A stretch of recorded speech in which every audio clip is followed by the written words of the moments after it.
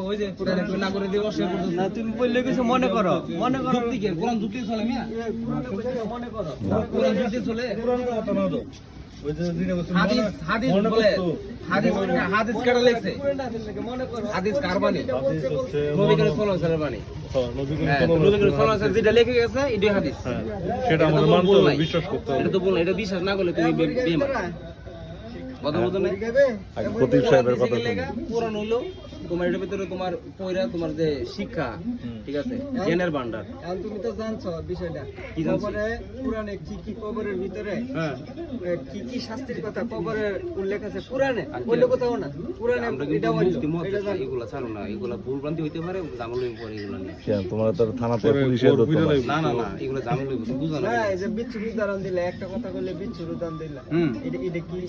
এক একটা বকা দিলে হ্যাঁ এটা কি সঠিক এটা সঠিক না কি বলছে, এক একটা বকা দিলে? তুমি জিজ্ঞেস করো এটা ভুল তুমি জিজ্ঞেস করো তুমি যদি ভুল করো তুমি জিজ্ঞেস করো জানো তোমার দৃষ্টিতে সঠিক আমার দৃষ্টিতে আমি কই এটা ভুল তাহলে তুমি যদি যখন ঘুমাও তখন কি তুমি কি জীবিত থাকো তোমার আত্মাটা কি তোমার জীবিত থাকে তোমার আত্মাটা কই যায় তোমার আত্মাটা তোমার সাথে থাকে না আপনার জীবিত নাকি দেয় আমি কই যা কও বডি আত্মা হলো জীবিত বডি থাকে। কি জীবিত থাকে তোমার বডিটা কি নিস্তেজ হয়ে থাকে না না বডি যদি মারা যেত তাহলে তো পোকামাকড় ধরে ফেলতো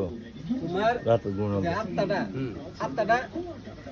আল্লাহ নিয়ে যায় আল্লাহর হেফাজতে নেয় আর এক ফেরেশতার মাধ্যমে আল্লাহ হেফাজত করে এটা একটা ইয়ে আছে ব্যাখ্যা আছে পুরাণে ব্যাখ্যা আছে কিন্তু এটা যেমন তোমার এই কথা সত্য হ্যাঁ আর এই কথাও সত্য যে মৃত্যুর পরে মানুষের যে বডি আর ঘুমের মধ্যে যে আত্মা নেওয়ার পরে যে বডি এক বডি তোমার রক্ত সঞ্চালন এটা ঠিক আছে এক বডি তোমার আমি তোমার তো আমি তুমি তো আমার কথা না হইনি তুমি কইলে না আমি আগে ব্যাখ্যা দিয়া লই আমার কথা তুমি শুনলা না, তোমার ঘুমের কথা কইছো আমি বুঝতে লাগি না তুমি বুঝছো না এই উদাহরণ তুমি বুঝছো না আমি তোমারে কইতেছি যে তুমি যখন পবিত্র অবস্থায় ঠিক পবিত্র অবস্থায় ওযু কইরা ঠিক আছে তুমি যখন এশার নামাজের পরে ওযু অবস্থা থাকে তো অনেকে মনে করো যে ধূমপান করে বা বাথরুম করে ওযু অবস্থায় তুমি যদি মানে তুমি ঘুমাও ঠিক আছে ওযু অবস্থায় তুমি ঘুমাইলে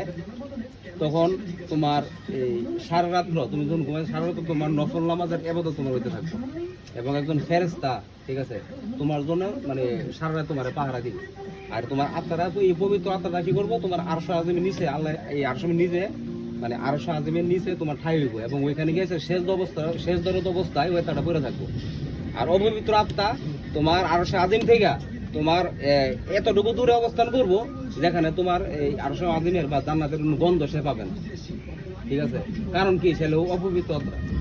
আত্মা অপবিত্র আমি তোমারে বলতে চাইছি এইটা যে পবিত্র আর অপবিত্র তোমার বেশ কম আছে যখন তোমার পবিত্র আত্মা ইমানদার ব্যক্তি যখন তোমার আত্মারা মানে মারা যা তখন আত্মারা যখন কই যায় ওই যে আঙ্কেলে বলছে আঙ্কেলে কিন্তু একটা কথা বলছে যে আত্মা কই যা মাটির নিচে যা আসমানো যা হ্যাঁ আসমানো যা কোনটা যা তোমার যখন পবিত্র আত্মা তোমার ইমানদার ব্যক্তি মারা যায় তখন তোমার এই আত্মাটা নিয়ে এসে তোমার 7 আসমান পার হয়ে এসে তোমার মিছিল করতে করতে ফেরেশতার আত্মাটা লয়ে যায় ঠিক আছে মিছিল করতে করতে এবং সাদরের সম্ভাষণ জানা পরে কি করে মানে পরে আবার জাগলে কই ঘুম জাগলে কখন ঘুম জাগবো তোমার আখিরাতের সময় তোমার ঘুম জাগে কবর থেকে আর তোর ঘুম জাগাবে না এখন তুমি বলছো না যে মানুষ যখন পবিত্র অবস্থায় ঘুমা হুম। তখন আত্মাটা ওই সাথে আর সাজেমে নিচে যায় সে শেষ দর অবস্থা করে দেয় এই কথাটা তুমি যদি মিথ্যা হয় তুমি মুফতি মসজিদে জাগ দাও আমার সামনে ঠিক আছে আমি প্রমাণ দিয়ে দিয়াম তো ওইদিকে যাচ্ছি না আমি এটাই বুঝাইতেছি তোমারে বিচ্ছু কথা কইতাছো আমি তোমার এটাই বুঝাইতে চাইছি হ্যাঁ কইছে একটা বকা দিলে একটা বিচ্ছু হবে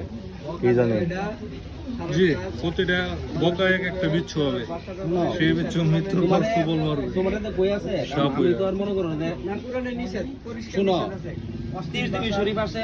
বিসমিল্লাহ শরীফ আছে বুখারী শরীফ আছে বুখারী শরীফের খন্ড একটা না ঠিক আছে অনেকগুলো খন্ড আছে সবগুলো তোর মধ্যে আমি কাটছি না কারণ হইলো যে সুন্নি জামাতের যে ওয়াজগুলা তুমি তো পুরাণ রয়ে তুমি শুনি। করে দেখছো না মমতাজের মতো পড়ছে বুখারী শরীফ কি শরীফ নাম কতগুলো শরীফ কি কি মমতাজের সংসদে কি বলছিল মোহাম্মদ যে শরীফ বলা কইছে 30 শরীফ মুসলিম শরীফ ঠিক আছে আদিল শরীফ বুখারী শরীফের অনেকক্ষণ খন্ড আছে ঠিক আছে তোমার এই সবগুলো তোর মনে করো যে কেটা পড়ছে যারা মুফতি হইলে লাগে 21 বছর সময় লাগে মুফতি হইতে ফার্স্ট টু লাস্ট মুফতি 21 বছর সময় লাগে 21 বছর একটা মুফতি হয় কিন্তু মুফতি হওয়ার পরেও আরো অভিজ্ঞতা শেষ আছে শেষ নাই আর বছর পর বছর অভিজ্ঞতা কোনো লাগে বিশ্বের মধ্যে মুসলমানরা কেন তো ধ্বংস কেন ধ্বংস? একসময় অর্ধ পৃথিবী শাসন করত। কিসের বলে শাসন করত? হুম। পুরাণের জ্ঞান আছে যে এই জন্য শাসন করত। আর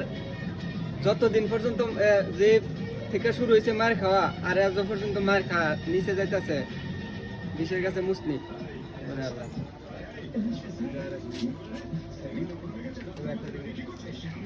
না আমি আমি তোমার ফলি